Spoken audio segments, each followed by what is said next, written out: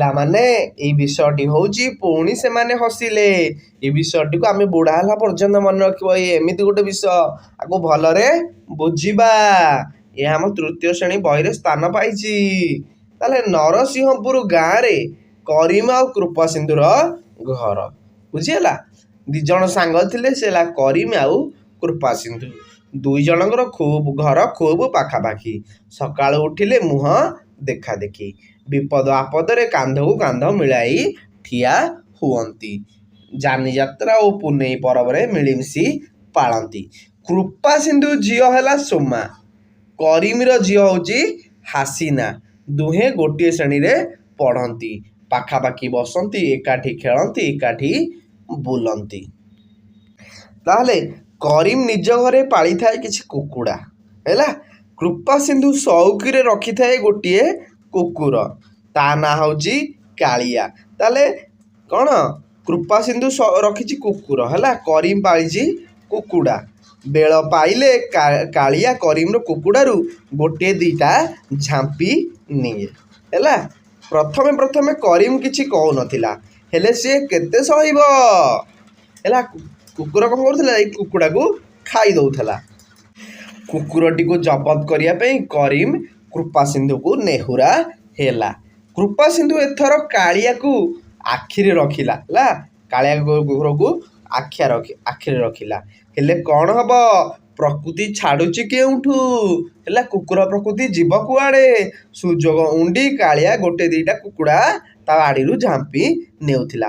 କରିମ ଏଥର ରାଗିଗଲା, କୁକୁରକୁ ପାନେ ଦେବ ବୋଲି ଛକି ରହିଲା ହେଲା। ପୁରା ଲୁଚିକି ଅଛି କୁକୁରକୁ ପାନେ ଦେବ ବୋଲି। କାଳିଆ ଆଉ ଦିନେ କୁକୁଡ଼ା ବାଡ଼ ଉପରକୁ ଉଠିବା ବେଳକୁ କରିମ ଦେଲା ପାହାରେ।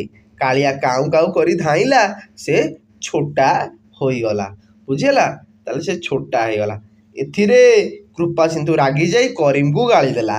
କରିମ ମଧ୍ୟ କୃପାସିନ୍ଧୁକୁ ଗାଳି ଦେଲା। କଜିଆ ମଧ୍ୟ ବଢ଼ିଲା।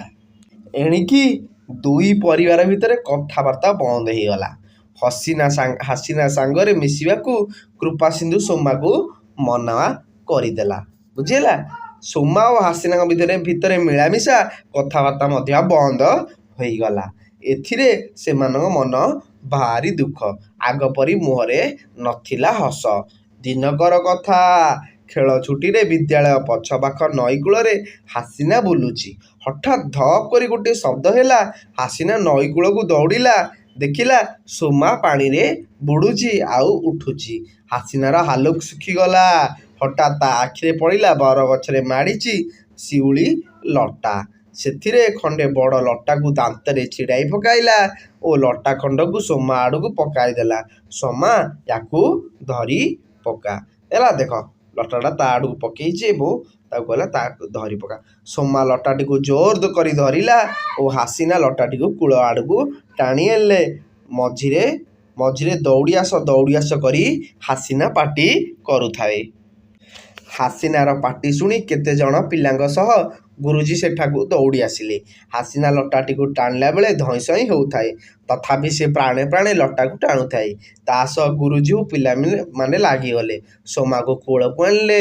ସେତେବେଳକୁ ସୋମା ପାଣି ପିଇ ଯାଇଥାଏ।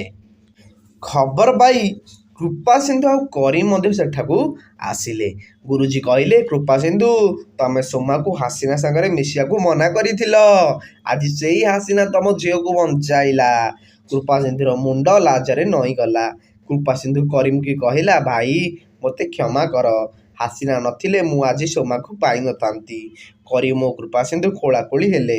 ସୋମା ଓ ହାସିନାଙ୍କ ମୁହଁରେ ଫୁଟି ଉଠିଲା ହସ।